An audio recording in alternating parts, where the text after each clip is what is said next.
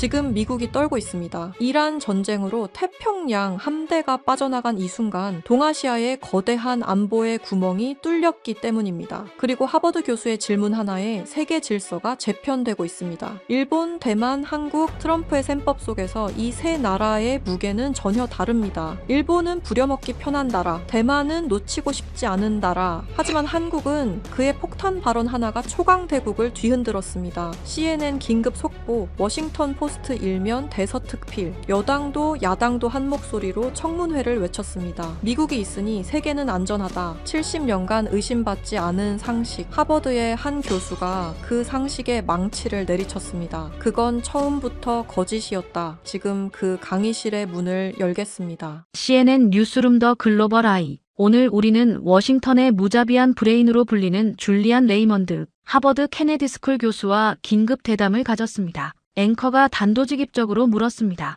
교수님, 이란 전쟁의 불길이 동아시아까지 번지고 있습니다. 미국이 정말 아시아에서 발을 빼는 겁니까? 우리 동맹국들을 버리는 건가요? 레이먼드 교수는 특유의 서늘한 눈빛으로 카메라 렌즈를 꿰뚫어보듯 응시하며 이렇게 말했습니다. 잘 들으십시오. 워싱턴의 셈법에는 감정이 끼어들 틈이 없습니다. 그것은 오직 숫자로만 말하는 냉혹한 생존의 산물이죠. 그 계산기 위에서 아시아의 국가들은 세 가지 등급으로 분류됩니다. 첫째, 일본은 미국에게 이용하기 좋은 나라입니다. 둘째, 대만은 미국이 잃기 싫은 나라죠. 하지만 한국은 다릅니다. 한국은 미국이 결코 일어서는 안 되는 나라입니다. 여러분, 이 말이 품고 있는 무서운 의미를 이해하시겠습니까?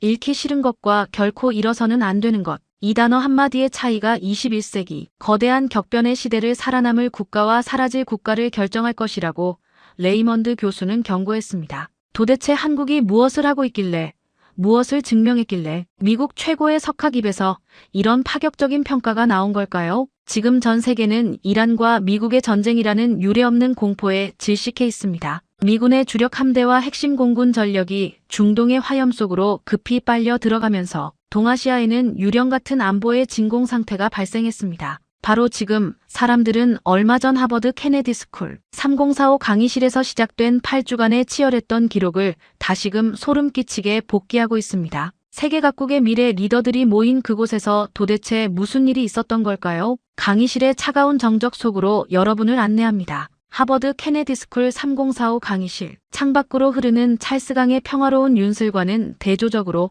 강의실 내부는 숨소리조차 들리지 않는 팽팽한 긴장감이 감돌고 있었습니다. 30명의 학생들, 각국에서 내로라 하는 영재들이자 장차 한 나라의 운명을 짊어질 이들의 시선이 강단에 선 한 남자에게 못 박혀 있었습니다. 줄리안 레이먼드 교수였습니다. 그는 아무런 인사도 없이 칠판으로 걸어가 백묵을 집어들었습니다. 그리고 거칠게 글씨를 써 내려갔습니다. 딱딱딱.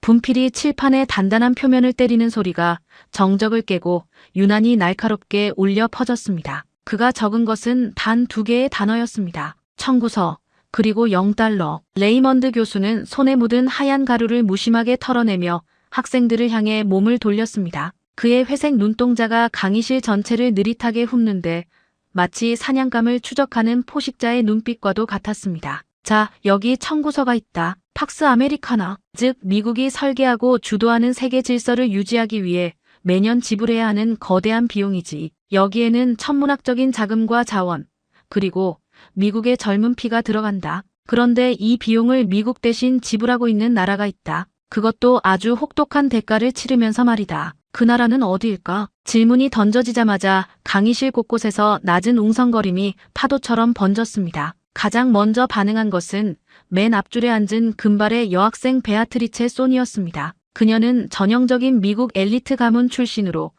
예일대 로스쿨 진학을 확정지은 자신감 넘치는 학생이었습니다. 베아트리체는 불쾌하다는 듯 펜을 책상 위에 탁 소리나게 내려놓으며 날카롭게 손을 들었습니다. 교수님, 질문의 전제부터 납득할 수 없습니다. 미국을 대신해서 비용을 지불한다니요? 미국은 전 세계의 평화를 지탱하는 유일한 경찰입니다. 우리 부모님들이 낸 세금으로 항공모함을 띄우고 우리 친구들이 파병되어 이름도 모르는 나라의 동맹국들을 지켜주고 있어요. 오히려 다른 나라들이 미국에게 막대한 안보의 빚을 지고 있는 것 아닙니까? 무임승차라는 표현이야말로 그들에게 가장 어울리는 단어죠. 베아트리체의 목소리에는 자국에 대한 강한 자부심과 당당함이 깃들어 있었습니다. 강의실 안에 많은 학생이 그녀의 말에 동조하며 고개를 끄덕였습니다. 특히 그녀의 오른쪽 대각선 뒤편에 앉아있던 일본인 유학생 케이스케가 조용히 안경을 치켜 올리며 거들었습니다. 그는 국제관계학을 전공하며 늘 차가운 통계로만 말하는 친구였습니다. 베아트리체의 분석이 정확합니다. 교수님, 경제학적 관점에서 봐도 명백하죠. 일본만 하더라도 미군 주둔 분담금을 내고는 있지만 사실상 미국의 강력한 안보 우산 아래에서 국방비를 아끼고 그 자본을 경제 성장에 쏟아부을 수 있었습니다. 이건 부인할 수 없는 전략적 이득입니다. 한국이나 대만, 유럽의 동맹국들도 마찬가지죠. 냉정하게 말해서 그들은 안보 수혜국입니다. 혜택을 받는 쪽이지 비용을 대신 내는 쪽이 아닙니다. 케이스케의 논리는 빈틈이 없어 보였습니다. 그는 안보 수혜국이라는 단어를 쓸 때 마치 선처를 베푸는 사람 같은 표정을 지었습니다. 미국이 베푸는 은혜를 입고 있다는 오만한 시각이었죠. 레이먼드 교수는 케이스케의 말을 가만히 듣더니 입가에 아주 묘하고 서늘한 미소를 띄웠습니다. 그것은 칭찬이 아니라 무언가 아주 중요한 것을 놓치고 있는 어린아이를 보는 듯한 표정이었습니다. 안보 수혜국이라. 케이스케 군, 자네는 일본이 미국을 교묘하게 이용하고 있다고 생각하나 아니면 보호받고 있다고 생각하나? 상호 이익의 관점에서 보호받고 있는 쪽의 이익이 압도적으로 크다고 봅니다. 그러니 동맹을 유지하기 위해 그토록 처절하게 외교력을 집중하는 것이겠지요. 케이스케의 대답은 거침없었습니다. 강의실의 분위기는 이미 베아트리체와 케이스케의 논리에 완전히 장악되었습니다. 미국이 베풀고 동맹국들은 그 덕을 본다. 이것이 이 강의실에 모인 엘리트들, 아니 전 세계가 철석같이 믿어온 상식이었습니다. 하지만 강의실 한쪽 구석에서 한 학생이 아무 말도 하지 않고 있었습니다. 그는 그저 묵묵히 노트를 펼쳐놓고 펜을 돌리고 있었죠. 검게 그을린 피부와 짧게 깎은 머리, 그리고 셔츠 소매 아래로 언뜻 보이는 단단한 팔 근육. 그는 이 화려한 하버드의 강의실에서 어쩌면 가장 이질적인 존재였을지도 모릅니다. 마치 책상 앞에 앉아있지만 명령만 떨어지면 즉시 어둠 속으로 몸을 던질 준비가 된 사람처럼 보였을 겁니다. 그의 이름은 윤강림, 바로 이 이야기의 주인공입니다. 레이먼드 교수의 시선이 잠시 그에게 머물렀다가 다시 베아트리체에게로 향했습니다. 베아트리체, 자네는 미국이 모든 비용을 댄다고 했지? 그럼 하나 묻겠다. 텍사스주 방위군에 복무 중인 자네 오빠 마지막으로 실전에 투입된 게 언제인가? 예상치 못한 개인적인 질문에 베아트리체는 잠시 당황한 듯 눈을 깜빡였습니다. 네, 그건 3년 전 중동 파병이 마지막이었습니다. 지금은 본토에서 다음 훈련을 기다리고 있습니다. 하지만 그게 이 논의와 무슨 상관입니까?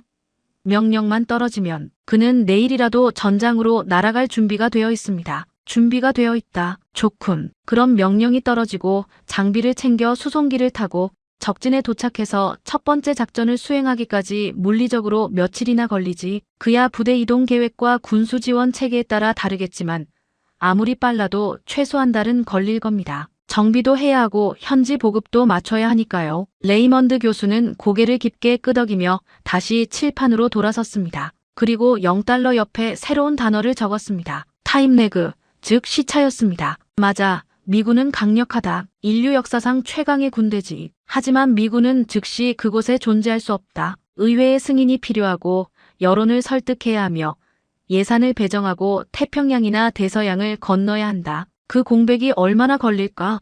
한 달? 2달? 아니면 6달? 강의실이 마치 진공 상태가 된 듯 순식간에 조용해졌습니다. 레이먼드 교수의 목소리가 낮고 무겁게 강의실 바닥을 훑으며 퍼져나갔습니다. 그렇다면 그 공백, 미국이 도착하기 전까지의 그 시커먼 시간, 그 시간 동안의 평화는 누가 지키고 있지? 누가 그 거대한 구멍을 온몸으로 메우고 있나? 단순히 돈으로? 아니면 다른 무언가로? 학생들의 표정에 당혹감과 의문이 교차했습니다. 돈이 아니라면 도대체 무엇이란 말인가? 레이먼드 교수는 천천히 걸음을 옮겨 대만 출신의 여학생 안젤라 린의 책상 앞에 멈춰 섰습니다. 그녀는 대만 최고의 천재로 불리는 학생이었죠. 안젤라 양, 지난주에 자네가 제출한 보고서를 아주 인상 깊게 읽었네. 자네는 대만의 안보 전략을 실리콘 방패라고 정의했더군. 맞나? 안젤라는 긴장한 듯 마른 침을 삼키며 자리에서 일어났습니다. 네, 교수님. 대만은 세계 반도체 생산의 심장입니다. TSMC가 멈추는 순간 전 세계의 문명도 멈춥니다. 그렇기 때문에 미국은, 아니 전 세계는 대만을 지킬 수밖에 없습니다. 그것이 우리가 설계한 생존 전략입니다. 안젤라의 목소리에는 자부심과 확신이 가득했습니다. 총칼이 아닌 최첨단 기술과 경제적 이해관계로 안보를 담보한다는 논리. 그것은 21세기 가장 우아하고 스마트한 전략처럼 들렸습니다. 케이스케 역시 동조하는 듯한 눈빛을 보냈죠. 하지만 레이먼드 교수의 다음 질문은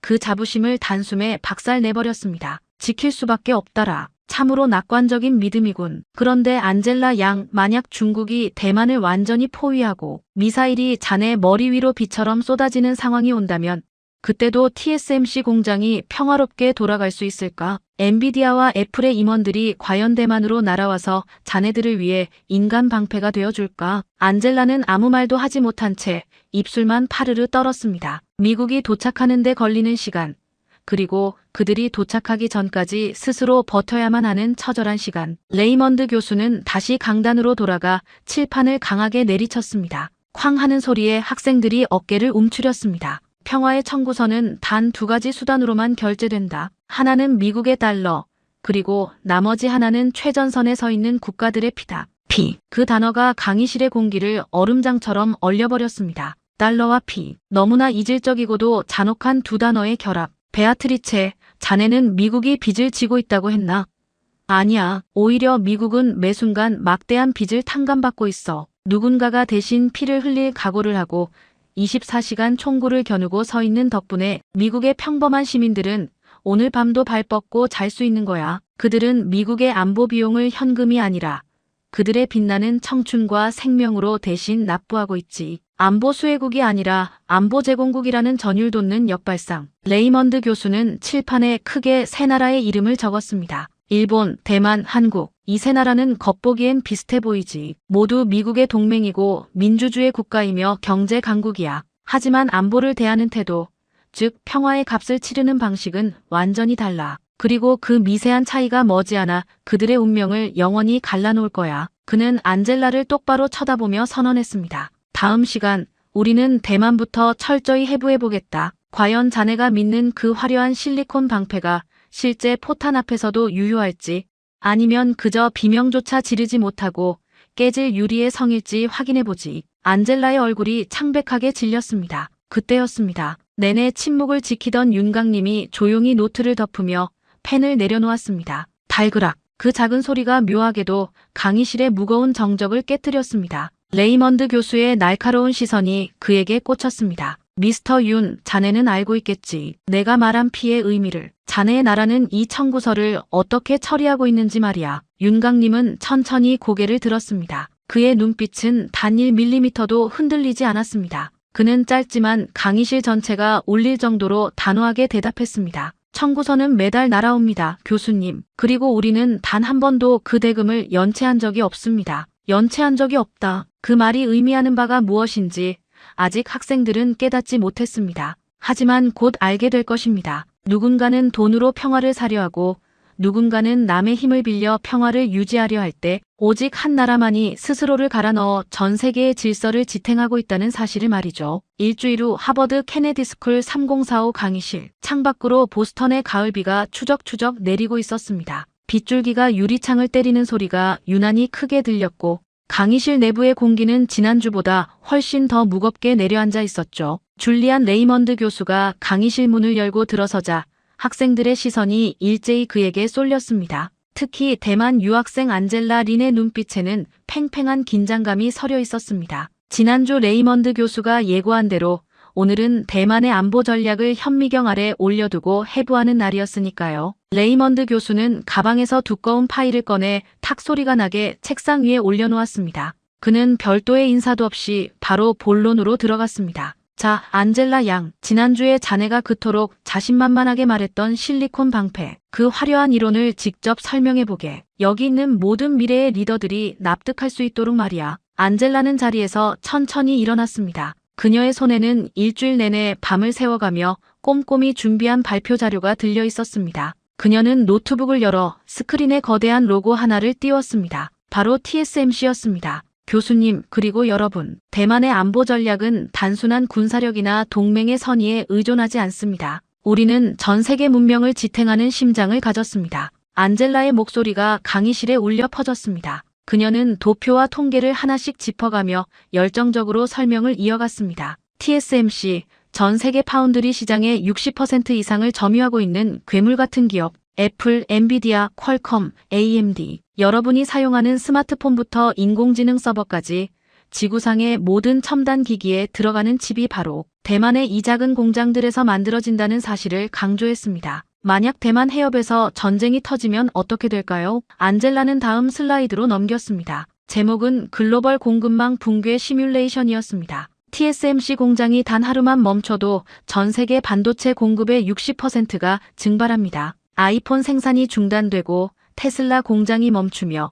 엔비디아의 인공지능 칩은 지구상에서 사라지게 됩니다. 추산되는 경제 손실은 연간 최소 수조 달러, 미국 경제의 핵심 동맥이 끊기는 것과 마찬가지인 천문학적인 금액입니다. 일본인 유학생 케이스케가 나지막하게 휘파람을 불었습니다. 수조 달러라는 숫자가 주는 압박감은 대단했죠. 안젤라는 승기를 잡았다는 듯 목소리를 높였습니다. 그렇기 때문에 미국은 대만을 지킬 수밖에 없습니다. 아니, 전 세계가 대만을 지키기 위해 달려올 수밖에 없어요. 우리의 안보는 총칼이 아니라 이 나노 공정의 반도체 위에 세워져 있습니다. 이것이 바로 우리가 믿는 실리콘 방패입니다. 안젤라의 발표가 끝나자 강의실 곳곳에서 고개를 끄덕이는 학생들이 보였습니다. 클레어 스티븐슨이 손을 들고 거들었습니다. 논리적으로 완벽하네요. 경제적 상호 의존이 평화를 보장한다니 정말 21세기다운 스마트한 전략이에요. 막대한 군사비를 쓰는 대신 기술력으로 자신의 가치를 높인 거잖아요. 강의실 분위기는 안젤라 쪽으로 완전히 기울었습니다. 그녀는 안도의 미소를 지으며 자리에 앉으려 했습니다. 하지만 바로 그 순간 레이먼드 교수의 차가운 목소리가 그녀를 멈춰 세웠습니다. 안젤라 양, 아직 앉지 말게. 훌륭한 발표였어. 데이터도 정확하고 결론도 아주 세련됐지. 월스트리트의 애널리스트들이 딱 좋아할 만한 분석이야. 안젤라의 표정이 살짝 밝아졌습니다. 하지만 교수의 다음 말은 그 미소를 순식간에 얼려버렸습니다. 그런데 안젤라 양, 자네는 치명적인 한 가지를 빠뜨렸어. 아니, 어쩌면 조국을 지키고 싶다는 간절함 때문에 일부러 외면하고 있는 건지도 모르겠군. 안젤라가 당황한 듯 물었습니다. 무엇을 말씀하시는 건가요, 교수님? 레이먼드 교수는 천천히 자리에서 일어나 창가로 걸어갔습니다. 빗줄기가 유리창을 때리는 소리가 유난히 크게 들리는 정적 속에서 그가 입을 열었습니다. 그 가치를 누가 지키는가? 단 한마디였습니다. 하지만 그 한마디가 강의실의 공기를 완전히 바꿔버렸습니다. 안젤라는 눈을 깜빡였습니다. 지킨다니요?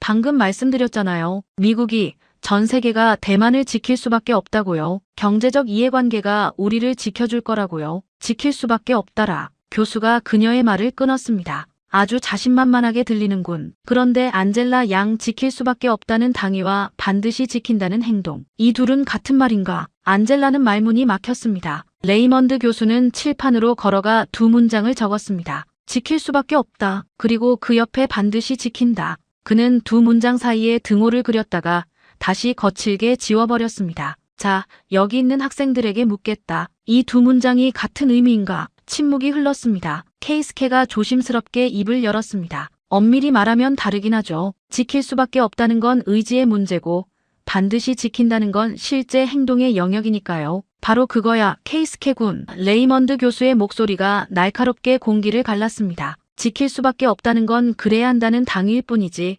실제로 지킨다는 보장은 어디에도 없어. 안젤라 양, 자네의 논리대로라면 미국은 대만을 지켜야만 해. 맞아. 하지만 문제는 언제 지키느냐야. 중국이 공격을 시작하고 미사일이 자네 집 위로 날아오고 함대가 대만 해협을 봉쇄하는 그 순간 미국은 어디에 있지? 그야 태평양 함대가 즉시 출동할 겁니다. 안젤라의 목소리가 미세하게 떨렸습니다. 태평양 함대가 대만 해협에 도착하는데 며칠이 걸리지? 일주일, 2주일, 아니면 미 의회가 참전을 승인하는 데만 한 달이 걸릴 수도 있어. 그 시커먼 공백의 시간 동안 대만은 무엇을 하고 있나? 안젤라의 얼굴이 창백해졌습니다. 우리도 군대가 있어요. 방어는 할 수 있습니다. 방어? 좋아. 그럼 대만군이 중국 인민해방군과 정면으로 싸워서 이길 수 있나? 솔직하게 대답해보게. 안젤라 양, 정말 가능한가? 안젤라는 입술을 깨물었습니다. 긴 침묵 끝에 그녀는 아주 작은 목소리로 대답했습니다. 정면 대결로는 어렵습니다. 그래서 우리는 버티는 전략을 택한 거예요. 미국이 올 때까지요. 버틴다. 교수가 그 단어를 칠판에 적었습니다. 좋아. 그럼 대만은 얼마나 버틸 수 있지?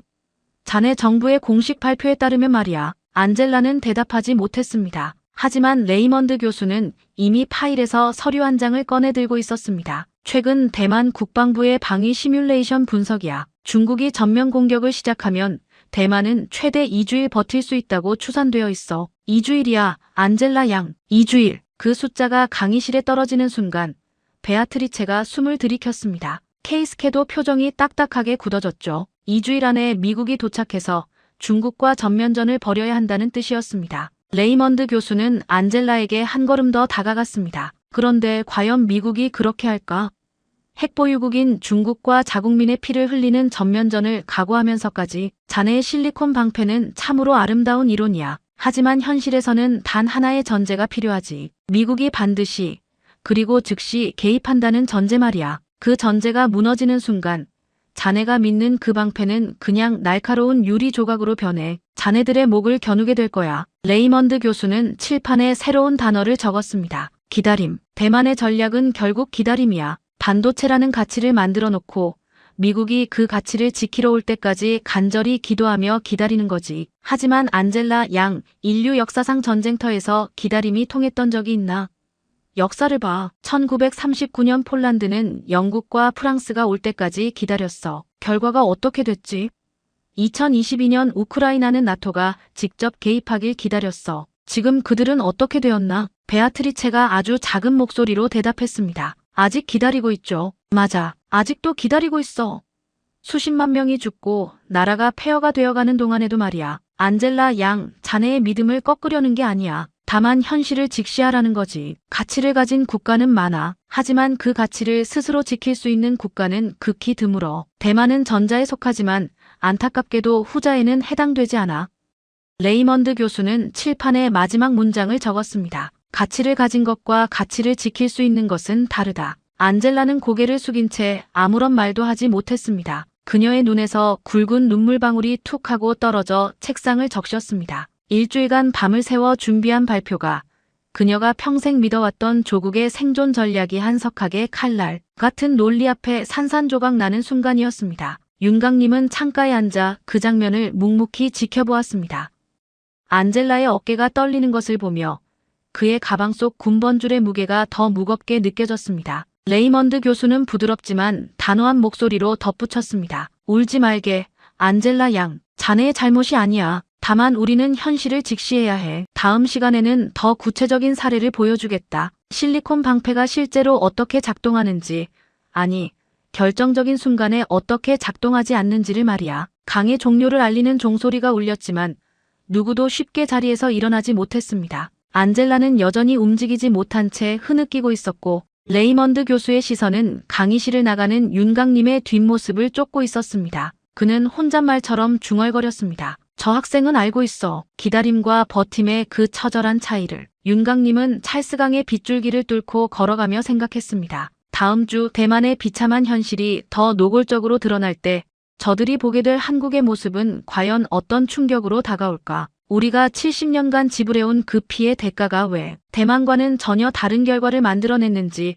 이제 그들이 목격할 차례였습니다. 3045 강의실에 다시 정적이 찾아왔습니다. 지난주 안젤라 린이 흘린 눈물의 얼룩이 아직 채 마르지 않은 것 같은데 레이먼드 교수는 예고했던 대로 훨씬 더 잔인한 현실을 스크린 위에 펼쳐놓았습니다. 그는 말없이 대형 스크린을 켰고 화면에는 한 편의 뉴스 영상이 재생되기 시작했습니다. 학생들의 시선은 일제히 푸른 하늘을 가르다 추락하는 기체에 고정되었습니다. 몇 해 전 여름의 일이다. 레이먼드 교수의 목소리가 영상 위로 낮게 깔렸습니다. 대만 공군의 F-16V 전투기가 훈련 중에 추락했어. 조종사는 다행히 탈출했지만 수백억 원짜리 기체는 완파되었지. 베아트리체 손이 의아하다는 듯 손을 들었습니다. 교수님, 전투기 사고는 어느 나라에나 있는 일 아닙니까? 훈련 중에 기체 결함이나 조종 미숙으로 사고가 나는 건 비극적이지만 그게 왜 대만의 안보 전략을 해부하는 핵심 사례가 되는 거죠? 레이먼드 교수가 고개를 천천히 끄덕였습니다. 맞아. 사고 자체는 일어날 수 있는 일이지. 하지만 정말로 중요한 비극은 사고가 난 그날 이후에 벌어졌다.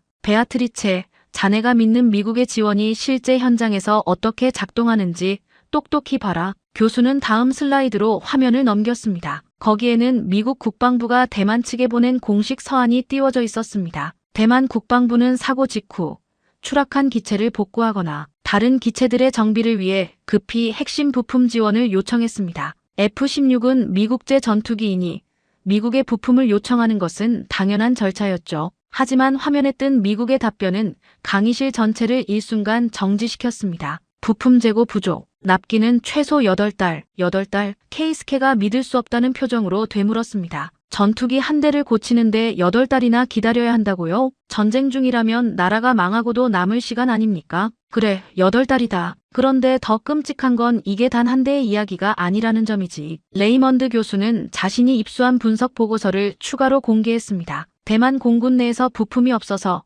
혹은 정비가 늦어져서 기지에 묶여있는 전투기가 무려 23건이나 발생했다는 내용이었습니다. 그 결과 대만이 자랑하던 최첨단 공군의 가동률은 50% 아래로 곤두박질 쳤습니다. 안젤라의 얼굴은 지난주보다 더 창백하게 질려 있었습니다. 그녀가 떨리는 목소리로 반박했습니다. 그건 우리 국방부의 관리 문제 아닐까요? 예산을 제때 배정하지 않았거나 행정적인 실수가 있었을 겁니다. 레이먼드 교수는 안젤라를 아주 가련하다는 듯 쳐다보았습니다. 정말 그렇게 믿고 싶나? 이건 예산이나 행정의 문제가 아니야. 안젤라 양, 이건 구조의 문제다. 그는 칠판으로 걸어가 아주 큰 글씨로 이렇게 썼습니다. 자체 생산 능력 제로. 대만은 세계 최고의 반도체를 만들지만 정작 자신들을 지킬 전투기의 나사 하나, 볼트 하나 제 손으로 만들지 못한다. 모든 것을 미국에 의존하고 있지. 그런데 미국이 지금은 안 되라고 말하는 순간 대만은 손쓸 도리가 없는 거다. 베아트리체, 미국이 일부러 대만을 곤경에 빠뜨린 걸까? 베아트리체가 조심스럽게 대답했습니다. 아니요. 우선순위의 문제였을 겁니다. 아마 그 시기에 우크라이나 지원이나 중동 정세가 더 급박했겠죠. 정확해. 바로 그거다. 레이먼드 교수가 칠판을 강하게 내리쳤습니다. 미국의 스케줄은 대만의 생존 스케줄과 일치하지 않아. 미국은 전 세계를 관리하는 경영자이고 대만은 그 수많은 관리 항목 중 하나일 뿐이지. 미국이 바쁘면 혹은 미국이 더 중요한 곳에 집중해야 하면 대만의 안보는 뒷전으로 밀려나는 거다. 자네들이 말하는 외주화된 평화의 실체는 바로 이 기다림의 고통이지. 교수는 곧이어 더 충격적인 영상을 재생했습니다. 이번에는 세련된 전투기가 아니었습니다. 바닷가 작은 섬의 초소 위로 윙윙거리며 날아다니는 장난감 같은 드론 한 대였습니다. 킨먼 섬, 대만 본토가 아니라 중국 해안에서 불과 10km 떨어진 대만의 최전방 섬이죠. 화면 속 대만군 병사들은 하늘에 떠있는 중국의 드론을 보며 당황해하고 있었습니다. 그리고 잠시 후 전 세계 엘리트들이 모인 하버드 강의실에서 믿기지 않는 웃음과 탄식이 동시에 터져나왔습니다. 화면 속 대만 병사들이 드론을 향해 돌을 던지기 시작한 겁니다. 돌이요? 지금 돌을 던지는 건가요? 클레어가 입을 다물지 못하고 물었습니다. 그래, 돌이다. 레이먼드 교수의 목소리는 이제 차갑다 못해 잔인하게 느껴졌습니다. 대만 국방부는 나중에 이렇게 해명했지. 소형 드론에 대응할 장비가 없었다고. 예산 문제로 구매가 늦어졌다고 말이야. 자, 안젤라 양, 자네가 말한 그 화려한 실리콘 방패는 어디에 있었나? 수조 달러의 경제 가치를 지키는 군대가 고작 몇십만 원짜리 드론 한 대에 돌을 던지는 이 비현실적인 광경을 어떻게 설명할 건가? 강의실은 순식간에 차가운 정적에 잠겼습니다. 케이스케가 중얼거렸습니다. 실리콘 방패라더니 드론 한 대 못 막아서 돌을 던지다니. 이건 억지력이 아니라 코미디네요. 정말 중요한 건 그 다음이다. 레이먼드 교수는 새로운 문서를 화면에 띄웠습니다. 대만 정부는 즉시 미국에 긴급 지원을 요청했어. 드론 방어 시스템, 대공 무기, 전자전 장비. 미국의 답변이 뭐였는지 아나? 검토하겠다. 그리고 석 달 후 미국은 답했다. 승인은 해주겠지만 물건이 도착하는 건 2년 후가 될 거라고. 2년요? 베아트리체가 소리쳤습니다. 2년이면 전쟁이 10번은 더 끝날 시간 아닙니까? 그래, 2년이다. 그 2년 동안 중국의 드론은 대만의 앞마당을 제 집처럼 드나들었고 전 세계 언론은 그 장면을 보도하며 비웃었다. 대만은 자신의 안보를 미국이라는 외부 업체에 통째로 맡겼어. TSMC라는 담보를 맡기면 미국이 반드시 제때 올 거라고 믿었지. 하지만 미국은 대만의 시계에 맞춰 움직이지 않는다. 미국은 오직 미국의 시계에 맞춰 움직일 뿐이다. 안젤라가 손을 들었습니다. 그녀의 목소리는 이제 울먹임조차 섞여 있지 않았습니다. 그것은 깊은 체념과 공포가 뒤섞인 목소리였습니다. 하지만 교수님, 그건 작은 섬의 이야기잖아요. 본토는 다릅니다. TSMC가 있는 본토가 공격받으면 미국은 절대로 가만히 있지 않을 겁니다. 레이먼드 교수는 안젤라를 똑바로 쳐다보았습니다. 안젤라 양, 본토가 공격받으면 미국이 올 거라고. 좋아. 그럼 질문을 바꿔보지. TSMC 공장은 어디에 있지? 대만 서부 해안이다. 중국 미사일 사정거리 안에 정확히 들어와 있지. 만약 전쟁이 시작되면 첫 30분 안에 그 정교한 공정 라인들이 어떻게 될까? 안젤라는 대답하지 못했습니다. 레이먼드 교수가 대신 답했습니다. 파괴된다. 먼지 하나에도 민감한 그 나노 공정 장비들이 포탄의 진동과 열기에 노출되는 순간 자네들이 말한 방패는 가루가 되어 사라진다. 그럼 묻겠다. 방패가 이미 깨졌는데 미국이 무엇을 지키러 오나? 폐허가 된 공장. 멈춰버린 생산 라인. 미국이 자국 청년들의 피를 흘려가며 지키고 싶은 건 가동 중인 TSMC이지. 불타버린 잿더미가 아니다. 강의실의 공기가 얼어붙었습니다. 안젤라는 이제 고개를 숙인 채 아무런 말도 하지 못했습니다. 그녀의 눈에서 눈물이 다시 흘러내렸지만 이번에는 지난번과 달랐습니다. 그것은 자신의 조국이 선택한 기다림이라는 전략이 얼마나 취약하고 위태로운 모래성인지를 뼈저리게 깨달은 자의 절망이었습니다. 레이먼드 교수는 창밖을 바라보며 나지막하게 읊조렸습니다. 평화는 부탁으로 유지되지 않는다. 평화는 오직 스스로의 힘으로 지탱하는 거다. 그는 다시 우리를 향해 몸을 돌렸습니다. 그리고 그의 시선이 창가에 앉은 윤강님에게 머물렀습니다. 자, 이제 질문을 바꿔보자. 대만과 같은 동아시아에 있고 같은 분단의 아픔을 겪었으며 심지어 대만보다 훨씬 더 가난했던 나라가 있다. 그런데 그 나라는 대만과 완전히 다른 길을 선택했지. 그리고 그 선택이 70년 후 전혀 다른 결과를 만들어냈다. 교수의 시선이 윤강님의 책상 위에 놓인 가죽 가방으로 향했습니다.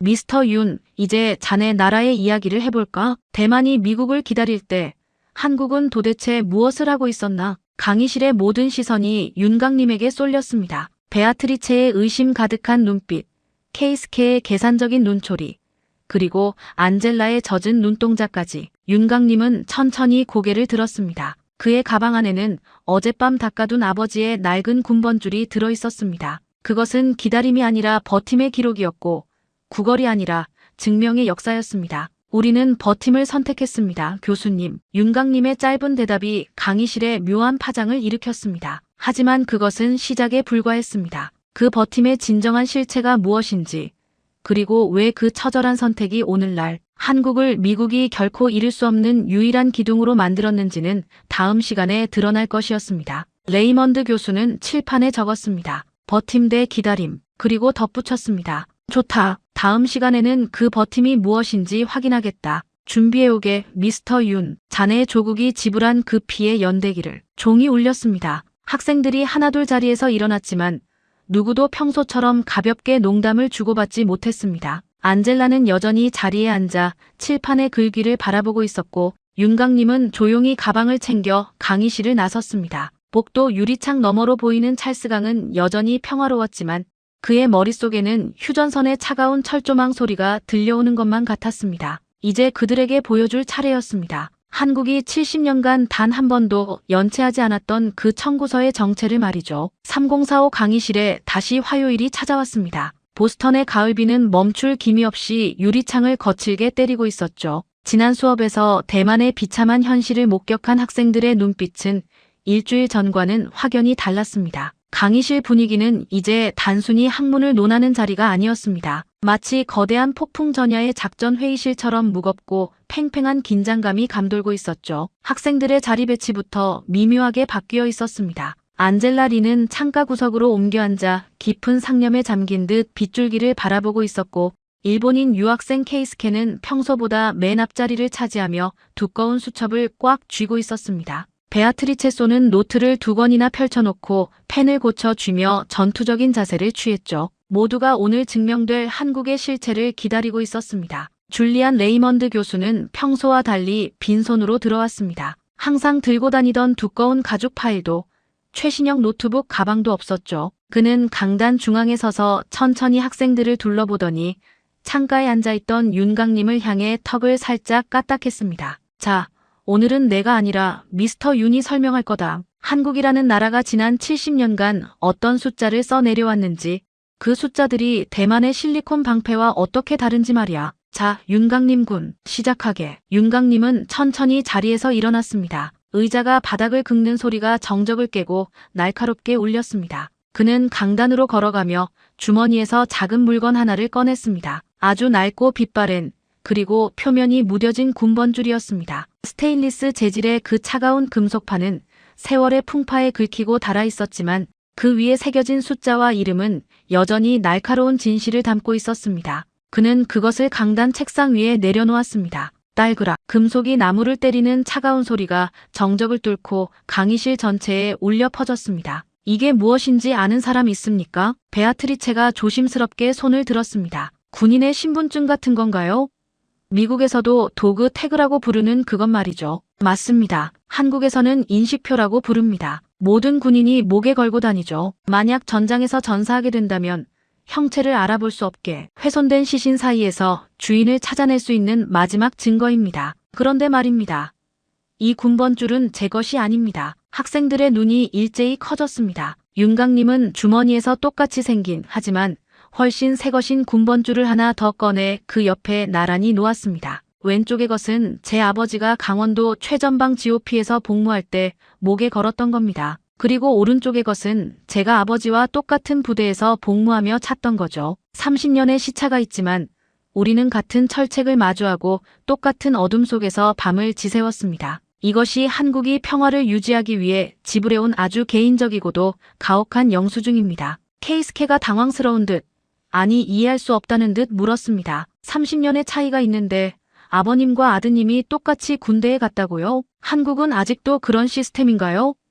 21세기의 모든 남자가 강제로 군대에 가는 게 정말 효율적이라고 생각합니까? 효율의 문제가 아닙니다. 케이스케 군, 생존의 문제입니다. 한국의 모든 남자는 인생의 가장 빛나는 시기인 20대 초반에 군대에 갑니다. 18달에서 20달, 선택이 아니라 법적인 의무입니다. 이를 거부하면 감옥에 가야 하죠. 실제로 자신의 신념이나 종교적인 이유로 거부를 선택해 복역한 사람만 지금까지 2만 명이 넘습니다. 한국에서 평화는 대만처럼 외부에서 주어지는 자연현상이 아닙니다. 70년간 대물림된 의무와 희생의 산물이죠. 윤강님은 칠판으로 걸어가 아주 굵은 글씨로 숫자를 적기 시작했습니다. 50만 그리고 300만. 한국의 상비군은 50만 명입니다. 그리고 예비군은 300만이 넘요. 이 숫자는 지난 70년간 단 한 번도 유의미하게 줄어든 적이 없습니다. 나라의 인구가 급격히 줄어들고 경제가 요동쳐도 이 숫자는 한국의 자존심이자 마지막 마지노선이었습니다. 안젤라 양, 대만은 상비군 숫자를 계속 줄여왔고 지금은 병역 의무도 고작 넉 달로 단축했죠.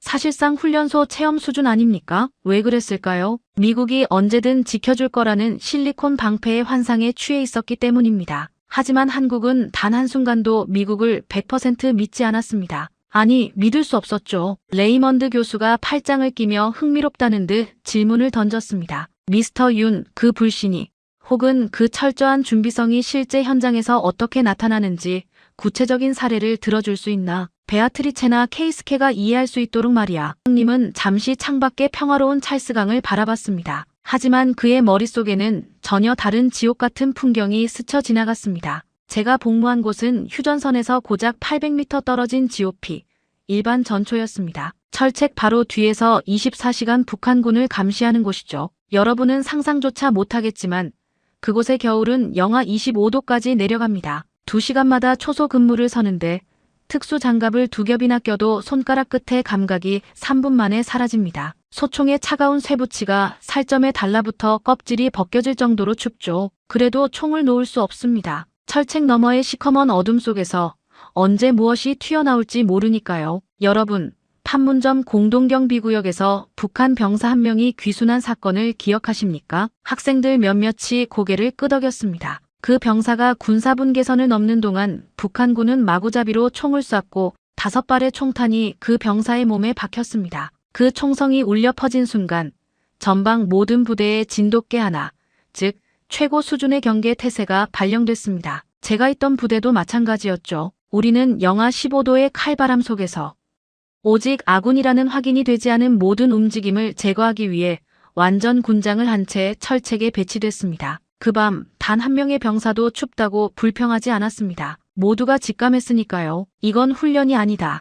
지금 내가 여기서 눈을 감거나 도망치면 내 뒤에 있는 가족과 서울의 시민들은 순식간에 불바다가 된다는 것을요. 우리는 미국에 물어보지 않았습니다. 한국군의 지휘 체계는 도발 시 즉시 대응하고 사후 보고하는 시스템입니다. 우리는 우리가 먼저 피를 흘리고 그 대가를 상대에게 처절하게 되돌려준 뒤에 동맹을 부릅니다. 구걸하는 평화가 아니라 이미 시작된 전쟁터로 동맹을 강제로 끌어들이는 방식이죠. 이것이 대만의 기다림과 한국의 버팀이 갖는 근본적인 격차입니다. 윤강님은 칠판에 1977년이라는 연도를 적고 그 아래에 커다랗게 X 표시를 했습니다. 1977년 당시 미국 대통령 지미 카터는 주한미군 철수를 강력하게 주장했습니다. 한국으로서는 조국이 버려질지도 모른다는 최악의 공포였죠. 베아트리체 양, 그때 한국이 어떻게 했을 것 같습니까? 미국 바짓가랑이를 붙잡고 살려달라고 빌었을까요? 아닙니다. 당시 한국의 지도자들은 선언했습니다. 좋다, 미국이 떠난다면 우리가 직접 무기를 만들겠다. 그때부터 한국은 미사일, 전차, 자주포, 전투기까지 모든 무기체계의 독자 개발에 조국의 운명을 걸었습니다. 미국이 없어도 혼자서 북한을 초토화할 수 있는 능력을 갖추기로 한 거죠. 이미 몇 년 전 설립되어 있던 국방과학연구소 (CD가) 바로 그 중심축이 되었고 이 시기를 기점으로 한국의 독자 무기 개발은 본격적으로 가속화됩니다. 케이스케가 코웃음을 치며 끼어들었습니다. 그 시절이면 한국은 밥도 제대로 못 먹던 가난한 나라였습니다. 세탁기 하나 제대로 못 만들던 나라가 전차를 만들고 미사일을 만든다는 게 물리적으로 가능합니까? 미국이 준 설계도를 베낀 수준이었겠죠. 그 말에 윤강님은 칠판을 강하게 내리쳤습니다. 쾅 하는 소리에 케이스케가 움찔했습니다. 베꼈다고요? 설계도가 있었다면 차라리 나았겠죠. 당시 한국 연구원들은 설계도도 없이 미국의 낡은 탱크를 무작정 뜯어냈습니다. 나사 하나, 볼트 하나를 손으로 만져가며 역설계를 했습니다. 연구소에 불이 꺼지지 않는 밤이 수천 번 반복됐습니다. 기름때 묻은 손으로 컵라면을 먹으며 연구원들은 이렇게 다짐했습니다. 우리 아들들은 빌려온 총을 들고 전장에 나가게 하지 말자. 우리 손으로 만든 강철로 우리 아이들의 방패를 만들자. 그것이 한국 방산의 시작이었습니다. 그렇게 탄생한 것이 지금 폴란드가 1000대 넘게 주문한 K2 흑표 전차의 시초인 K1 전차였습니다. 윤강님은 화면에 K2 흑표 전차의 기동 영상을 띄웠습니다. 육중한 전차가 험준한 산악 지형을 마치 스포츠카처럼 질주하며 포탄을 쏘아 올리는 장면이었습니다. 보십시오. 이게 지금 세계 최고의 주력 전차로 평가받는 K2 흑표입니다. 독일의 레오파드나 미국의 에이브람스와 동급이거나 특정 성능은 이미 앞서 있습니다. 그런데 정말 무서운 건 성능만이 아닙니다. 왜 우크라이나 전쟁으로 무기가 급해진 폴란드가 세계적인 전차 강국 독일을 두고 한국의 K2를 선택했을까요? 가격이 싸서일까요? 아닙니다. 바로 속도 때문입니다. 독일은 전차를 주문하면 배송까지 4년을 기다려야 합니다. 평화에 취해 공장 가동률을 줄여놓았기 때문이죠. 하지만 한국은 다릅니다. 주문하면 1년 안에 배송이 시작됩니다. 왜냐하면 한국의 방산 공장은 지난 70년간 단 하루도 생산 라인을 멈춘 적이 없기 때문입니다. 전쟁이 내일 터질지도 모르는데 어떻게 공장을 세웁니까? 숙련된 기술자들이 24시간 대기하고 로봇 생산 라인은 항상 예열되어 있습니다. 이것이 한 라인 전략입니다. 대만이 미국에서 F-16 부품 하나를 받기 위해 8달을 기다려야 했던 것과 비교해 보십시오. 한국은 부품이 없으면 우리가 직접 깎아서라도 즉시 현장에 보급합니다. 화면 속에는 폴란드 항구에 도착한 K2 전차들이 열차에서 내려지는 장엄한 장면이 흘러나왔습니다. 주문한 지 고작 6달 만에 도착한 물량이었죠. 안젤라 린의 눈빛이 심하게 흔들렸습니다. 그녀는 대만의 비참한 기다림과 한국의 압도적인 속도 사이에서 거대한 절망감을 느끼는 듯 했습니다. 한국은 70년간 단 하루도 쉬지 않았습니다. 매년 수십조 원의 예산을 국방에 쏟아붓고 수십만 청년의 인생을 제물로 바칩니다. 경제학적으로는 엄청난 기회비용의 낭비죠. 연간 30조 원이 넘는 돈이 사라지는 셈입니다. 하지만 한국은 이 비용을 단 한 번도 연체한 적이 없습니다. 왜냐고요? 포기하는 순간 모든 것이 끝나기 때문입니다. 우리에게 평화는 신용거래가 아닙니다. 매달 목숨을 담보로 지불해야 하는 가혹한 현찰 월세입니다. 레이먼드 교수가 천천히 일어섰습니다. 그의 얼굴에는 경탄과 존경의 빛이 서려 있었습니다. 미스터 윤, 자네의 말이 사실이라면 미국 입장에서 한국은 단순히 도와줘야 할 가난한 동맹이 아니군. 오히려 미국이 안보를 의지해야 할 든든한 파트너야. 맞습니다, 교수님. 한국은 미군이 오기 전까지 스스로 싸울 준비가 된 전 세계 유일한 나라입니다. 대만처럼 2주일 버티는 게 아니라 필요하다면 적의 심장부까지 홀로 진격할 수 있는 구조를 가졌습니다. 매년 실시되는 을지 훈련 때는 수천만 명의 시민이 지하철역으로 대피하며 전시 상황을 연습합니다. 어릴 때부터 사이렌 소리에 맞춰 어디로 숨어야 하는지 배우고 방독면 사용법을 익히는 민족이죠. 이런 나라를 누가 감히 무임승차국이라고 부를 수 있습니까? 윤강님은 책상 위에 군번줄 2개를 집어들어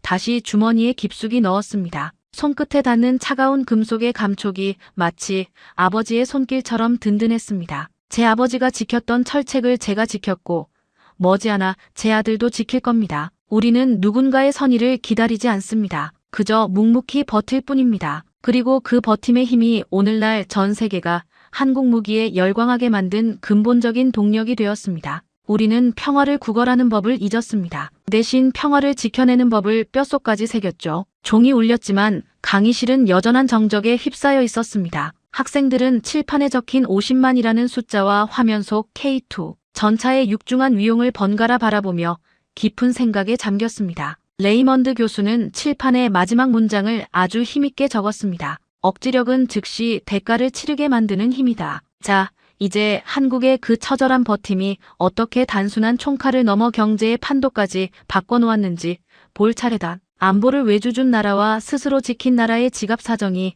왜 하늘과 땅 차이가 되었는지 그 경이로운 연결고리를 다음 시간에 확인하겠다. 다들 전율할 준비를 하고 오도록. 강의실을 나서는 윤강님의 등 뒤로 학생들의 수군거림이 폭포수처럼 터져나왔습니다. 이제 그들은 알게 되었을 겁니다. 대만의 실리콘 방패는 외부의 선의에 기댄 유리의 성이었지만 한국의 방패는 70년간 뜨거운 용광로에서 녹여 만든 강철의 혈통이었다는 사실을 말이죠. 윤강님은 복도를 걸어가며 생각했습니다. 다음 주 우리가 단순히 전쟁만 잘하는 것이 아니라 어떻게 그 전쟁의 기술로 세계의 불을 끌어모아 번영의 꽃을 피웠는지 그 놀라운 반전 서사를 보여줄 생각에 벌써 가슴이 뜨거워졌습니다. 지난 수업에서 보여준 K2 전차의 폴란드 항구 도착 영상은 강의실에 모인 엘리트들에게 단순한 뉴스 이상의 충격을 안겼습니다. 특히 독일이나 프랑스 같은 유럽의 전통 강호들이 자국의 무기를 생산하는데 몇 년씩 걸린다는 사실과 대비되자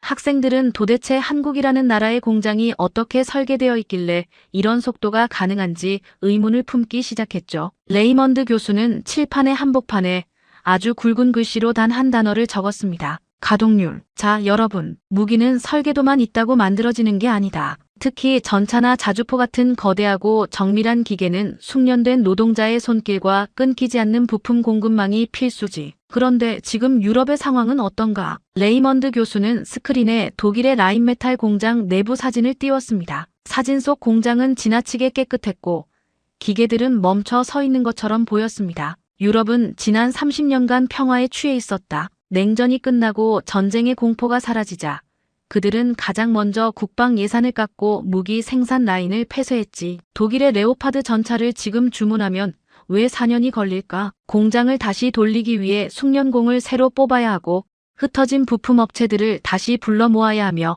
먼지 쌓인 컨베이어 벨트를 닦는 데만 1년이 넘게 걸리기 때문이다. 이것을 우리는 콜드라인, 즉 식어버린 생산 라인이라고 부른다. 교수는 다시 윤강님을 쳐다보며 고개를 끄덕였습니다. 하지만 한국은 다르지. 미스터 윤, 자네가 복무했던 부대 근처에는 무엇이 있었나? 윤강님은 천천히 자리에서 일어나 스크린을 다음 장으로 넘겼습니다. 거기에는 경상남도 창원의 거대한 산업단지 영상이 펼쳐지고 있었습니다. 밤낮 없이 불을 밝힌 공장들, 그리고 그 안에서 뿜어져 나오는 강렬한 용접 불꽃들이 화면을 가득 채웠습니다. 제 부대에서 차로 몇 시간만 내려가면 이런 공장들이 수백 개가 넘게 늘어서 있습니다. 한국의 방산 공장은 지난 70년간 단 하루도 불이 꺼진 적이 없습니다. 우리는 이것을 한 라인, 즉 언제나 예열된 생산 라인이라고 부릅니다. 우리는 전쟁 중인 국가입니다. 내일 당장 포탄이 날아올 수 있는데 공장을 멈춘다는 건 자살행위나 다름없죠. 그래서 한국은 평화로운 시기에도 끊임없이 무기를 만들고 성능을 개량하며 생산 라인을 최신 로봇으로 도배해왔습니다. 케이스케가 믿을 수 없다는 듯 손을 들었습니다. 단순히 공장을 계속 돌린다고 해서 그런 속도가 나오나요? 아무리 그래도 전차 1000대를 1년 안에 공급한다는 건 물리적으로 불가능해 보입니다. 혹시 품질을 희생한 건 아닙니까? 케이스케의 질문에는 일본 특유의 장인 정신에 기반한 의구심이 깔려 있었습니다. 윤강님은 빙긋 미소를 지으며 새로운 도표를 띄웠습니다. 품질요? 폴란드가 한국 무기를 선택한 결정적인 이유가 바로 그겁니다. 그들은 독일제 레오파드 전차를 이미 써본 나라입니다. 그런데 왜 한국제를 샀을까요? 한국 무기는 세계에서 유일하게 365일 내내 실전 테스트를 거치는 무기이기 때문입니다. 영하 25도의 혹한과 영상 40도의 폭염, 그리고 험준한 산악지형이 반복되는 한반도에서 70년간 굴려온 데이터가 무기 하나하나에 녹아 있습니다. 고장이 나면 즉시 수리하고 현장 병사들의 불만을 즉각 설계에 반영하는 시스템. 이것을 가능하게 하는 것이 바로 한국의 수직 계열화된 산업 구조입니다. 윤강님은 화면에 전차 한 대에 들어가는 수만 개의 부품 공급망 지도를 띄웠습니다. 전차 한 대를 만들려면 특수 강판, 정밀 엔진, 전자 제어 장치, 레이더 시스템 등 수많은 하이테크 부품이 필요합니다. 대만은 반도체는 잘 만들지만 엔진을 못 만들고 일본은 엔진은 잘 만들지만 실전 데이터가 부족하죠. 하지만 한국은 창원이라는 좁은 지역 안에 이 모든 부품 공장이 모여 있습니다. 전화 한 통이면 1시간 안에 부품이 공장에 도착하고 설계 변경이 일어나면 다음날 즉시 라인이 수정됩니다. 전 세계에서 이런 속도와 밀도를 가진 방산 생태계는 미국을 제외하면 한국이 유일합니다. 베아트리체 손이 놀라움을 금치 못하며 물었습니다. 그럼 한국은 무기를 팔기 위해 일부러 전쟁 분위기를 유지하는 건가요?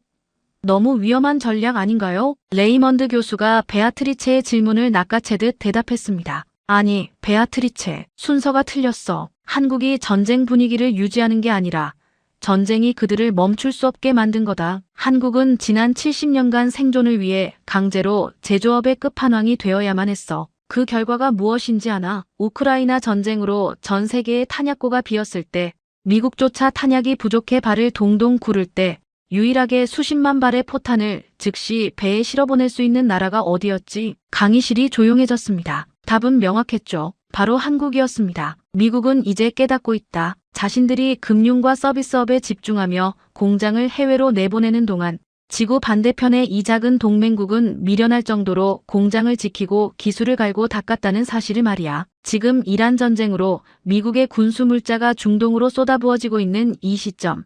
동아시아의 평화를 지탱하는 건 미국의 약속이 아니라 한국 공장에서 쉼없이 굴러나오는 저 강철의 물량이다. 윤강님은 레이먼드 교수의 말을 이어받아 마지막 결론을 던졌습니다. 우리는 단순히 무기를 파는 게 아닙니다. 우리는 시간을 팝니다. 적이 공격을 망설이게 만드는 시간, 동맹이 도착할 때까지 스스로를 지킬 수 있는 그 절박한 시간을 우리는 공장에서 찍어내고 있습니다. 폴란드가 한국 무기를 사고 나서 국방장관이 이런 말을 했습니다. 우리는 이제야 밤에 잠을 잘 수 있게 되었다라고 말이죠. 대만은 미국의 스케줄을 기다리지만 한국은 자신의 스케줄로 세계의 시간을 주도합니다. 이것이 바로 버팀의 미학이 만들어낸 괴물 같은 속도의 실체입니다. 안젤라 리는 이제 고개를 숙이고 깊은 생각에 잠겼습니다. 대만이 그토록 갈망했던 그 평화의 확신이 한국에서는 공장의 용접 불꽃과 노동자들의 땀방울로 매일매일 생산되고 있다는 사실이 그녀에게는 형언할 수 없는 충격이었을 겁니다. 레이먼드 교수는 만족스러운 듯 칠판에 크게 적었습니다. 제조업은 안보의 근육이다. 자, 그럼 여기서 질문이 생긴다. 안보를 위해 키운 이 거대한 근육이 전쟁이 없는 평화로운 시기에는 어떻게 한국의 지갑을 채워주었을까? 왜 대만은 하청업체로 남았고 한국은 세계적인 브랜드를 가진 주인으로 성장했는가? 그 놀라운 경제적 반전 서사를 다음 시간에 해부하겠다. 강의 종료를 알리는 종소리가 울렸습니다. 하지만 학생들은 쉽게 자리에서 일어나지 못하고 윤강님 앞에 놓인 군번줄과 스크린 속의 공장 영상들을 번갈아 쳐다보았습니다. 케이스케는 자신의 수첩에 무언가를 빼곡히 적어내려가고 있었고 베아트리체는 멍하니 창밖을 바라보고 있었죠. 윤강님은 조용히 가방을 챙겨 강의실을 나섰습니다. 복도 벽에 걸린 하버드의 오랜 역사 사진들 사이로 70년 전 폐허 속에서 고철을 줍던 우리 할아버지들의 모습이 겹쳐 보였습니다. 그 고철이 녹아 전차가 되고 그 전차가 다시 자동차와 배가 되어 전 세계를 누비는 이 경이로운 역설. 이제 그들이 가장 궁금해할 경제적 성공의 비밀을 꺼낼 차례였습니다. 하버드 케네디 스쿨의 3045 강의실에 다시 월요일이 밝았습니다. 오늘은 이번 학기 강의 중 가장 현실적이면서도 잔인한 숫자들이 오가는 날이었죠. 줄리안 레이먼드 교수는 강의실에 들어서자마자 화이트보드에 2개의 거대한 로고를 그렸습니다. 왼쪽에는 TSMC, 오른쪽에는 삼성. 그는 분필을 내려놓으며 우리를 향해 몸을 돌렸습니다. 자, 오늘은 경제 이야기를 하겠다. 안보의 선택이 어떻게 국가의 지갑 사정과 경제 구조를 결정하는지 그 소름 끼치는 연결고리를 해부해보지. 그는 먼저 왼쪽의 TSMC 로고를 가리켰습니다. 대만은 반도체의 모든 것을 걸었다. TSMC를 중심으로 한 반도체 산업이 대만 GDP에서 차지하는 비중이 엄청나지. 한 산업에 국가 경제가 이토록 의존하는 구조다. 베아트리체, 인상적이지 않나? 베아트리체 손이 고개를 끄덕였습니다. 네, 교수님. 그만큼 세계적인 경쟁력이 있다는 뜻이고 전 세계가 그들을 필요로 한다는 증거잖아요. 맞아. 기술력은 세계 최고다. 누구도 부인할 수 없지. 그런데 말이야. 안젤라 양, TSMC가 실제로 무엇을 하는 회사인지 정의해 볼 수 있나? 안젤라 린이 힘겹게 입을 열었습니다.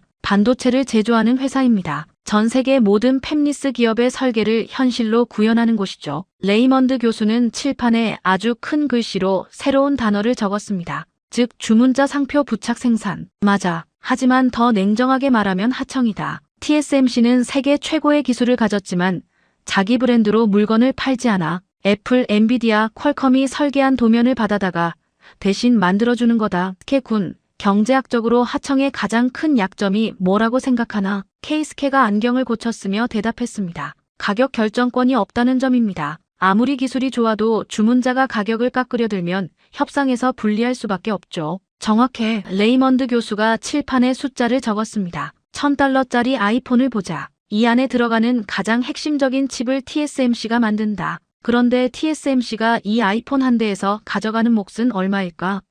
고작 $50 정도다. 그럼 나머지 $950는 누가 가져가지? 바로 브랜드를 가진 애플이다. 강의실의 가벼운 술렁임이 일었습니다. 수조 달러의 경제 가치를 지탱한다는 실리콘 방패의 주역이 정작 이익의 배분에서는 조연에 머물고 있다는 사실이 도표로 증명되었기 때문입니다. 이게 바로 하청의 함정이다. 안젤라 양, TSMC 없이는 아이폰을 만들 수 없다고 했지? 맞아. 그런데 TSMC는 애플 없이 무엇을 팔 수 있나? 아무것도 없다. 소비자가 매장에서 찾는 건 아이폰이지. TSMC 칩이 아니니까. 결국 대만은 세계 최고의 공장이 되었지만 세계를 주도하는 주인은 되지 못했다. 레이먼드 교수는 스크린을 띄웠습니다. 대만의 지난 20년간 1인당 국민소득 그래프였습니다. 2만 달러를 넘긴 이후 오랫동안 3만 달러 초반에 머물러 있는 정체된 선이 보였습니다. 반도체 기술은 외계인 수준으로 발전했는데 왜 국민들 주머니는 그대로일까? 하청 산업은 규모는 크지만 마진이 얇기 때문이다. 애플이나 엔비디아가 가격을 압박하면 TSMC는 따를 수밖에 없고 그 압박은 고스란히 노동자들의 임금 동결로 이어진다. 이것이 안보를 외부에 맡기고 하청에 집중한 국가가 치르는 경제적 대가다. 이제 레이먼드 교수는 오른쪽에 삼성 로고를 가리켰습니다. 이제 한국을 보자. 삼성도 반도체를 만든다. 심지어 TSMC와 경쟁하지. 그런데 삼성은 TSMC와 무엇이 다른가? 미스터 윤, 자네가 대답해보게. 윤강님은 천천히 일어났습니다. 삼성은 자기 브랜드인 갤럭시 스마트폰을 직접 팔고 있습니다. 칩만 만드는 게 아니라 최종 제품을 만들어서 전 세계 소비자에게 직접 가격표를 던집니다. 그렇지. 레이먼드 교수가 다시 칠판에 적었습니다. $1000짜리 갤럭시에서 삼성이 가져가는 몫은 전부다. 누구에게도 마진을 나눠주지 않아. 가격도 삼성이 정한다. 그리고 한국은 삼성만 있는 게 아니지. 교수는 현대자동차, 기아, 제네시스의 로고를 차례로 띄웠습니다. 자동차를 봐라. 현대차는 도요타나 폭스바겐의 부품을 만들어주는 하청업체가 아니다. 자기 차를 만들고 자기 이름으로 판다. 전 세계 도로를 달리는 그 수많은 차 위에 한국의 로고가 박혀있지. 조선은 어떤가?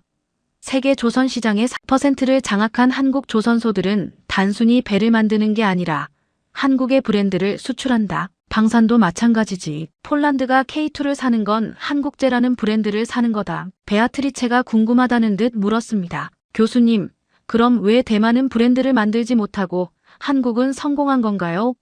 단순히 운이었을까요? 레이먼드 교수는 아주 의미심장한 미소를 지었습니다. 그리고 윤강님을 가리켰습니다. 운이 아니야. 바로 미스터 윤이 말한 독자 방위의 의지 때문이었다. 한국은 스스로 지키기로 결정했다. 그러려면 엄청난 돈이 필요했지. 그 돈을 벌기 위해 한국은 단순히 남의 물건을 만들어주는데 만족할 수 없었다. 자신들이 가격을 결정할 수 있는 브랜드를 가져야만 그 막대한 국방비를 감당할 수 있었던 거다. 레이먼드 교수는 칠판에 아주 흥미로운 연결고리를 그렸습니다. 전차에서 자동차로, 미사일에서 로켓으로, 군함에서 상선으로 한국의 전차를 만들 수 있는 기술은 그대로 현대자동차의 엔진 기술이 되었다. 미사일을 유도하는 정밀 제어 기술은 삼성의 스마트폰과 통신 장비로 이어졌지. 거대한 이지스함을 건조하는 기술은 세계 1위의 조선 산업을 만들었다. 안보를 위해 스스로 총칼을 깎았던 그 처절한 노력이 평화의 시기에는 세계를 호령하는 브랜드라는 강력한 부의 주권으로 돌아온 거다. 윤강님은 교수의 말을 이어받아 안젤라를 바라보며 말했습니다.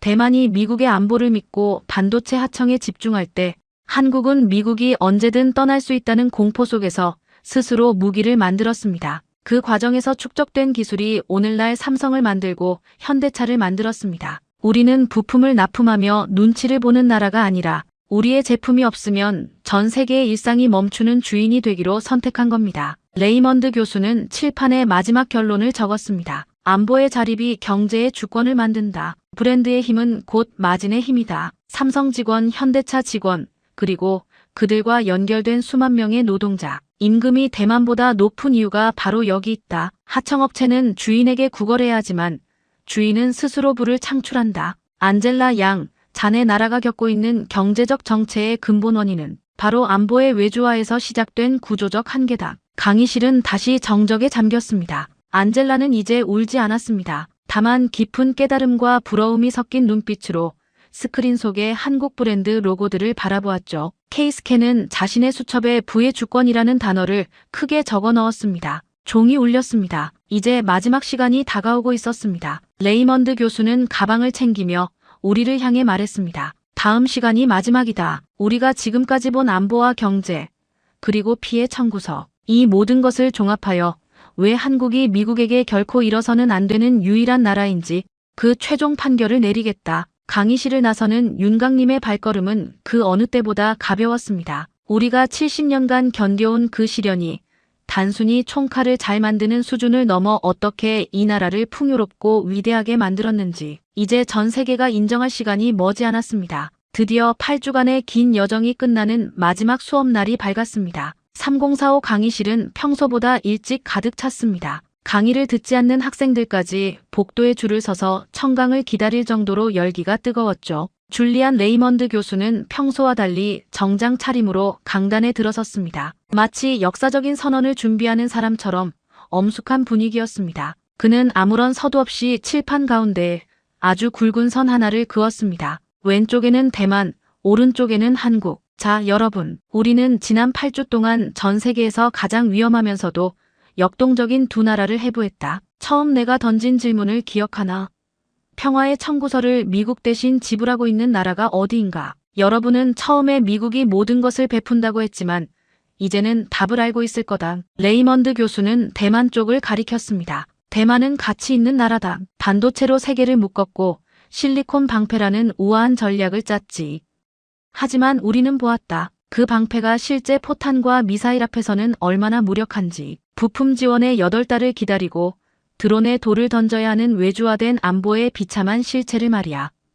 그래서 대만은 미국에게 어떤 나라인가? 교수는 칠판에 적었습니다. 미국이 잃기 싫다는 건 감정의 문제이자 선택의 영역이다. 상황이 너무 안 좋으면, 손해가 너무 크면 우리는 잃기 싫은 물건도 결국 포기할 수밖에 없다. 대만을 잃으면 미국은 경제적으로 큰 타격을 입겠지만 시간이 흐르면 대체제를 찾을 수 있고 미국이라는 국가 시스템 자체는 무너지지 않는다. 냉혹하지만 이것이 국제 정치의 현실이다. 강의실의 공기가 무겁게 가라앉았습니다. 안젤라 리는 묵묵히 고개를 숙였습니다. 이제 교수의 시선이 윤강님을 향했습니다. 하지만 한국은 어떤가? 70년간 단 하루도 멈추지 않은 상비군, 스스로 무기를 만드는 괴물 같은 생산 라인, 그리고 안보 자립을 통해 일궈낸 글로벌 브랜드까지. 한국은 미국이 오기 전까지 스스로 싸울 준비가 되어 있고 실제로 적에게 즉각 대가를 치르게 할 능력을 가졌다. 그래서 미국에게 한국은 무엇인가? 교수는 칠판 오른쪽에 아주 큰 글씨로 적었습니다. 미국이 결코 일어서는 안 되는 나라. 이것은 생존의 문제다. 한국을 잃는다는 건 단순히 한 동맹국을 잃는 게 아니다. 미국의 아시아 전략 전체가 무너지고 핵 보유국인 북한과 중국의 태평양의 앞마당을 통째로 내주는 시스템의 붕괴를 의미한다. 한국은 단순히 가치 있는 나라를 넘어 세계 질서를 지탱하는 기둥이 되어버린 거다. 스스로 피를 흘리며 증명해온 그 70년의 시간이 한국을 대체 불가능한 존재로 만들었다. 레이먼드 교수는 칠판에 마지막 문장을 적고 분필을 내려놓았습니다. 분필 가루가 하얗게 떨어지는 그 문장을 윤강님은 평생 잊지 못할 것입니다. 평화는 부탁으로 유지되지 않는다. 평화는 스스로 지키는 자의 것이다. 강의실에 숭고한 정적이 흘렀습니다. 누구도 질문하지 않았고 누구도 움직이지 않았습니다. 베아트리체는 자신의 노트를 덮으며 조용히 박수를 치기 시작했습니다. 케이스케도 심지어 안젤라 린도 눈시울이 붉어진 채 고개를 끄덕였습니다. 윤강님은 주머니 속에 군번줄을 꽉 쥐었습니다. 아버지, 우리가 70년간 묵묵히 지불해온 그 청구서가 오늘 여기서 전 세계 엘리트들에게 인정받았습니다. 수업이 끝나고 강의실을 나설 때 레이먼드 교수가 윤강님에게 다가와 어깨를 짚었습니다. 자네 나라는 정말 대단해. 그 자리를 지켜줘서 고맙네. 윤강님은 아무 말 없이 깊게 허리를 숙여 인사했습니다. 복도 창밖으로 보이는 보스턴의 가을 하늘은 눈부시게 푸르렀습니다. 하지만 그의 마음속에는 언제나 그렇듯 영하 25도의 추위 속에서도 눈을 부릅뜨고 철책을 지키고 있을 전우들의 모습이 떠올랐습니다. 평화는 공짜가 아닙니다. 우리가 오늘 누리는 이 일상은 누군가의 청춘과 생명으로 연체 없이 지불되고 있는 가장 비싼 월세입니다. CNN 뉴스룸 더 글로벌 아이 앵커가 카메라를 향해 마지막 멘트를 던집니다. 시청자 여러분, 오늘 전해드린 하버드 레이먼드 교수의 이야기는 단순한 사연이 아닙니다. 이것은 21세기 아시아의 운명을 결정할 냉혹한 계산서였습니다. 워싱턴의 계산기는 이미 끝났습니다. 한국은 이미 70년간 그 답을 온몸으로 써내려왔습니다. 이제 세계가 그 답을 읽어야 할 차례입니다. 화면이 어두워지며 묵직한 자막이 올라옵니다. 평화는 스스로 지키는 자의 것이다. 지금까지 하버드 레이먼드 교수의 사연 어떠셨나요? 잃기 싫은 나라와 결코 잃어서는 안 되는 나라. 단어 하나 차이지만 그 차이가 국가의 운명을 영원히 가릅니다.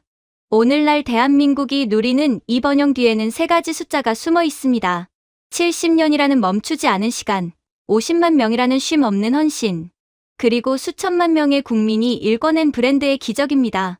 아무도 우리를 믿어주지 않던 폐허 속에서 우리는 묵묵히 피해 청구서를 지불했습니다.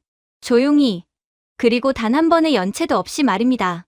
하버드 강의실의 엘리트들을 굴복시킨 것은 화려한 수사가 아니었습니다. 우리는 단 한 번도 연체한 적이 없습니다라는 한 한국 청년의 담담한 진심이었습니다. 이 이야기가 더 많은 사람에게 닿아야 한다고 생각하신다면 지금 이 영상을 소중한 사람들에게 공유해 주십시오. 여러분의 공유 하나가 대한민국이 어떤 희생과 노력으로 이 자리를 지켜냈는지 세상에 알리는 커다란 힘이 됩니다. 가슴이 뜨거워지셨다면 댓글에 기둥 두 글자만 남겨주십시오. 감사합니다.